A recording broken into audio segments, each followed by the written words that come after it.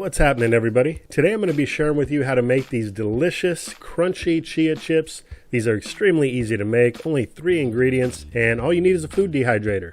So the 3 ingredients you need are some chia seeds, some purified water, and some Himalayan salt or sea salt will work well. All we're going to do is put in 1 part chia seed to 2 to 2.5 parts water.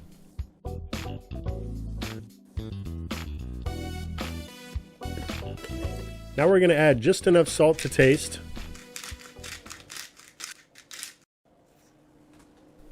So you're going to want to mix this all together right away and mix it together good. If you let it sit for too long before mixing, the chia will start to clump together. So we want to incorporate that salt, and we want to make sure that we get all those chia seeds in contact with the water. I suggest also going around the edges of the bowl and getting any chia that's stuck on the side, or they're going to stick to the side of the bowl instead of incorporate together with the rest of the seed. Now there are other ingredients you could mix in here, some flax meal, onions, that sort of thing, but this is just the basic chip recipe, and all we do from here is let it sit for 10 minutes.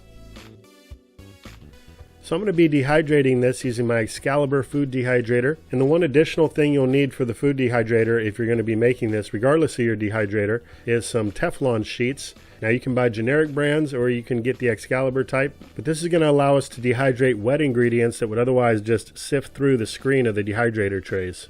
Now all we have to do is spread out this chia paste. Don't leave it too thick, and also don't make it too thin. About the thickness of a graham cracker is good.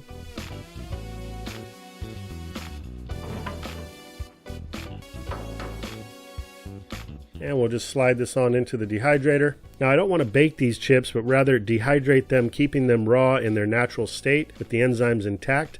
So in order to do that, you want to dehydrate under 118 degrees Fahrenheit. So I'm going to set the temperature at about 115 degrees. And we'll just let this go for about 5 hours. Alright, so it's been 5 hours. The paste is now bonded together, and as you can see, it turned into almost like a flatbread. We're just going to flip this over now and throw it back into the food dehydrator. Make sure we get everything fully dehydrated. You can see the little bit of moisture on the bottom side. And then we'll just throw it back in, this time for about 4 hours. You can check on it as it goes to make sure it's at the desired crunchiness, but 9 hours total is what worked for me here.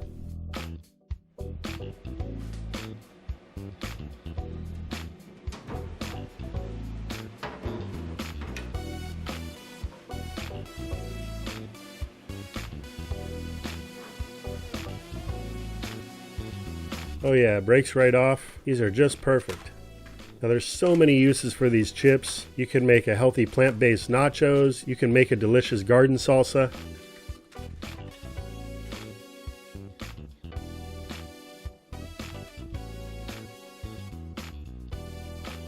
Today what I'm going to be doing is pairing these chips with some homemade raw vegan pesto.